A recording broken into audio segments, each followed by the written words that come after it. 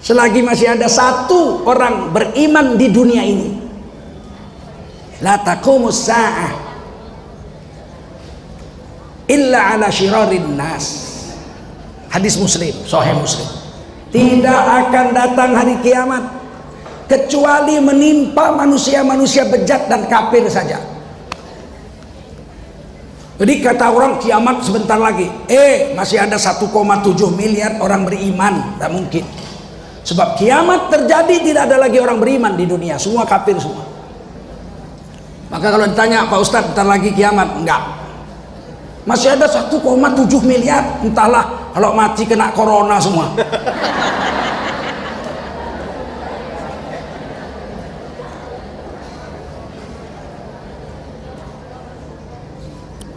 La taqumus sa'ah hatta la yabqa ala wajhil ardi man yaqulu Allahu Allah.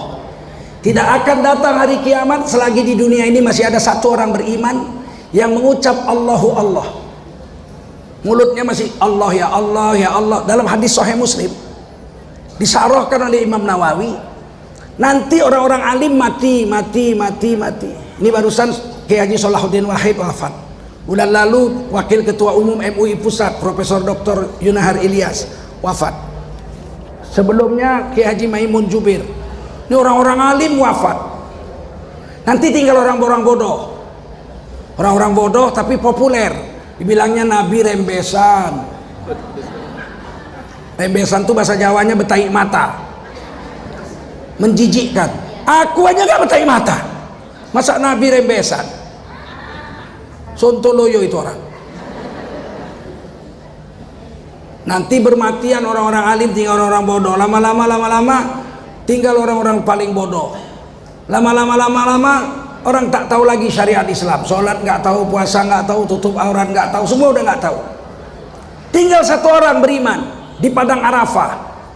Waktu itu kata Nabi, padang Arafah sudah hijau, pohonnya sudah besar-besar, rumputnya tebal, air mengalir jernih. Wah, nggak mungkin Nabi salah mengatakan demikian. Sekarang saja di Saudi sudah turun salju. Kemarin di Tabu itu daerah paling panas di Saudi. Kemarin turun salju sepinggang tebalnya. Bayangin. Sudah beberapa kali di wilayah Madinah sekitarnya turun salju. Mungkin saja akan menjadi hijau.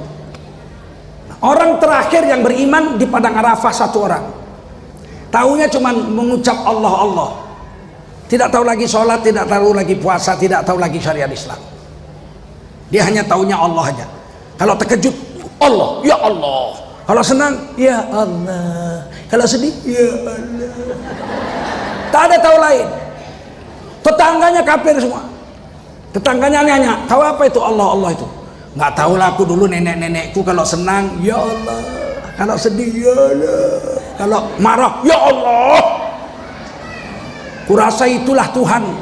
Yang lain aku nggak tahu tentang Islam. Orang yang seperti ini mutu agamanya, tinggal satu-satunya di dunia, masih hidup, Allah tidak datangkan hari kiamat. Begitulah Allah menghargai iman orang beriman di dunia.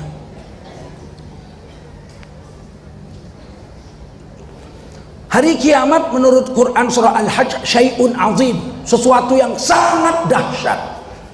Saking dahsyatnya Allah nggak mau orang beriman itu tersiksa dengan dahsyatnya kiamat itu. Syai'un azim, sesuatu yang azim, sangat mengerikan dahsyatnya. Dahsyatnya kiamat itu diceritakan di Quran surah Al-Hajj ayat 1. Biasanya ibu-ibu kalau terjadi gempa bumi, dia lagi duduk di ruang tamu, terjadi gempa bumi, goncang, berjatuhan lampu-lampu, dia tidak akan lari keluar. Ibu ini akan lari ke kamar, diambil anaknya, dia gendong anaknya, baru dia keluar. Betul? Itu kasih sayang ibu, tak bisa dilawan. Kalau bapak-bapak jangan harap itu. Gempa loncat dia duluan. Nanti mati anak kita bagaimana? Anak bisa dibuat yang baru katanya. Tak peduli dia. Macam mana bini? Bini biar aja. Kalau dia tiba-tiba gempa, kita cari yang baru. Kalau bapak memang begitu, kalah sayangnya sama ibu. Kalau ibu sayang sama anak, tak bisa dihitung dengan akal. Itulah ibu itu. Ibu-ibu melahirkan, anaknya tiba-tiba cacat. Dia nggak sadar, begitu sadar datang dokter. Ibu sudah melahirkan. Alhamdulillah dokter, mana anak saya? Anak ibu sudah kami bersihkan, akan tetapi diam dokter tuh. Kenapa dokter? Anak ibu lahir cacat. Nangis ibu itu. Bawa sini anak saya dokter. Anak ibu cacatnya luar biasa. Apa salah anak saya? Anak ibu itu lahir matanya buta, tak punya tangan, tak punya kaki, macam timun lah. Macam timun. Maksud saya, Bu, saya minta izin supaya anak ibu saya suntik mati aja. Kata dokter, nggak ada gunanya. Hidup pun tidak ada gunanya. Jadi beban seumur hidup. Jalan nggak bisa, nggak punya tangan, nggak punya kaki, buta lagi. Udah saya suntik mati aja udah. Saya sebagai dokter bertanggung jawab. Apa kata ibu itu? Demi Allah dokter, jangan ganggu anak saya. Saya rela mengurusnya sampai saya mati. Namun anak saya harus hidup. Itu kasih sayang ibu. Kalau bapak, jadi macam mana menurut dokter? Nggak ada gunanya pak. Coba lah macam timun. Ya udahlah, terserah dokter aja lah. Saya tidak meremehkan kasih sayang seorang bapak. Tapi memang bapak kalah 3 kali dengan ibu. Rasulullah mengatakan, wahai Rasulullah, kepada siapa aku berbuat baik? Ibumu. Ya, terus kepada siapa lagi? Ibumu. Terus kepada siapa lagi? Ibumu. Terus kepada siapa lagi? Bapakmu. Memang 3 kali lebih menang ibu dari bapak. Meskipun seorang bapak rela masuk kampung, keluar kampung, masuk laut, bendayung sampan, tengah malam, dini hari cari duit, cari makan untuk anaknya. Namun tidaklah dilawan kasih sayang ibu. Betul? Kasihnya ibu membawa ke surga, kasihnya ayah sepanjang masa, kasih saudara waktu berharta, kasih sahabat waktu gembira. Kasih sahabat waktu senang-senang aja. Lahir anak kenduri, datang dia. Anak awak khitanan kenduri, datang dia. Anak awak kawin kenduri, datang dia. Awak dapat pekerjaan pegawai negeri, minta traktir. Begitu awak masuk penjara, ditangkap KPK, satu pun gak ada yang datang.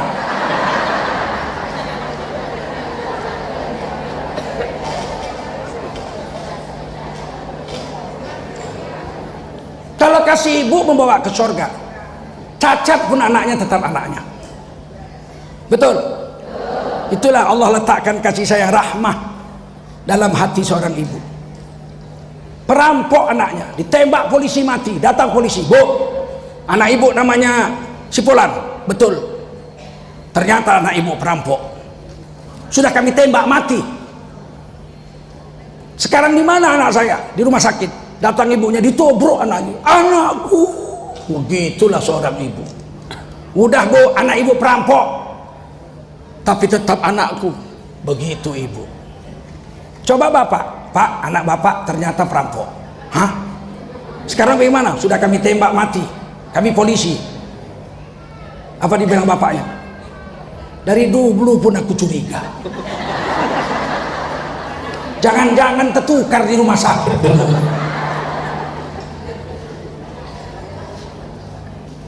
Begitu kasih sayang ibu. Satu hari datang seorang ibu bawa anaknya, minta sedekah karena sudah tidak makan beberapa hari. Dikasihlah ibu ini korma 3 butir. Satu dikasihnya anaknya, satu dikasih anaknya, satu untuk dia. Waktu dia mau makan, anaknya sudah habis memakan korma itu, minta sama ibunya. Dibelahnya korma itu 2. sebelah untuk anaknya lagi, sebelah untuk anaknya lagi, dia tidak makan. Kemudian mereka pergi, kata Rasulullah, lihatlah betapa cintanya seorang ibu kepada anaknya, dia rela tidak makan demi anaknya. Akan tetapi cinta Allah kepada hambanya 70 kali lebih besar daripada cinta ibu itu kepada anaknya. Wa kana bil mu'minina rahima, adalah Allah terhadap orang beriman sangatlah kasih sayangnya 70 kali lebih besar dari kasih sayang ibu. Sehingga tidak rela Allah orang beriman menderita kena kiamat, itu nggak rela. Dimatikan dulu semua orang beriman baru kiamat datang. Apa yang terjadi kiamat itu? Kalau gempa bumi, ibu akan masuk ke kamar ambil anaknya, menyelamatkan anaknya. Terjadi di Lombok, kapal tenggelam, dapat mayat seorang ibu masih memeluk bayinya dalam keadaan mati di laut, anak bayinya tidak dilepasnya. Tapi ketika kiamat datang, di Quran ditulis, anak yang sedang disusui oleh seorang ibu, datang kiamat, anaknya dibuang. Tak ada ibu sanggup membuang anak. Tapi ketika terjadi kiamat, goncang bumi ini, anak yang sedang disusui dibuang oleh ibunya. Itulah dahsyatnya kiamat itu. Bagaimana dahsyat kiamat? Ditulis di Quran juga. Pada saat itu katanya, watakunul jibalu kal'ihnil manfush. Kamu akan lihat gunung saat itu copot seperti bulu ditiup angin. Gunung seperti bulu ditiup angin. Saya lama berpikir gimana caranya. Kata Nabi, matahari terbit di timur, tenggelam di barat. Betul. Ketika kiamat terjadi, menjelang kiamat datang, matahari terbit di barat, tenggelam di timur. Bayangkan, berarti bumi berputar ke arah sana dari timur ke barat gitu, dengan kecepatan 1600 km per jam rata-rata.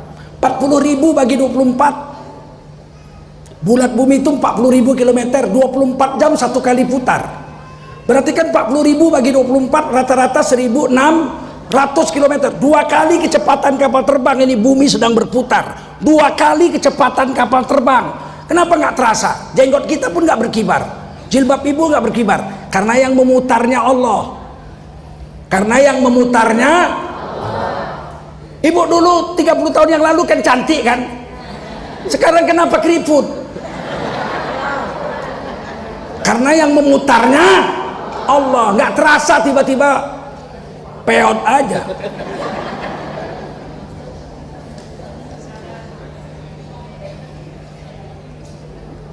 Bumi berputar dengan kecepatan rata-rata 1600 km per jam. Kalau tiba-tiba direm mendadak, apa yang terjadi? Ini masjid terbang. Setuju? Setuju? Sedangkan ibu naik mobil di jalan tol lari 140 km, tiba-tiba direm mendadak, yang duduk di belakang tercampak ke depan. Betul? Itu baru 140 km per jam, 1600 km per jam. Kalau direm mendadak, apa yang terjadi? Pohon kayu cabut, masjid ini cabut, gunung-gunung cabut. Betul? Tapi tidak dibilang direm mendadak, diputar balik. Terbit di timur, tenggelam di barat, terbalik menjadi terbit di barat, tenggelam di timur. Itu artinya bumi ini terjadi tumbuhan 3200 km per jam, 1600 km ke sebelah sini, tiba-tiba balik 1600 km ke sana. Sup sup sup sup. Pada saat itu kata Allah, watakunul jibalu kal'ihnil manfush. Pada saat itu kamu akan lihat gunung tercabut, terbang seperti bulu ditiup angin. Tidak ada orang yang tahan dengan kiamat. Bayi disusui dibuang. Allah nggak mau ketika kiamat terjadi ada orang beriman dimatiin semua. La taqumus sa'ah hatta la yabqa ala wajhil ardi man yaqulu Allahu Allah. Tidak akan datang hari kiamat selagi masih ada satu orang beriman yang sudah tidak tahu lagi puasa, sholat, zakat, syariat Islam. Dia hanya tahu mengucap ya Allah, ya Allah. Ketika hari itu dia mati, baru kiamat datang. Diceritakan dalam hadis Muslim, orang itu tinggal di padang Arafah. Air sudah mengalir jernih, pohon kayu besar, rumput tebal. Tiba-tiba dia menggembala kambingnya, datang singa mengambil kambingnya. Dilawannya dengan tongkatnya, berkelahi dengan singa, dia luka-luka. Hari itu dia luka, kemudian dia mati. Hari itu penggembala satu-satunya yang beriman mengucap Allah Allah itu mati. Maka hari itu seluruh alam jagat raya dikiamatkan oleh Allah Subhanahu wa ta'ala. Sebegitu harganya iman di sisi Allah Subhanahu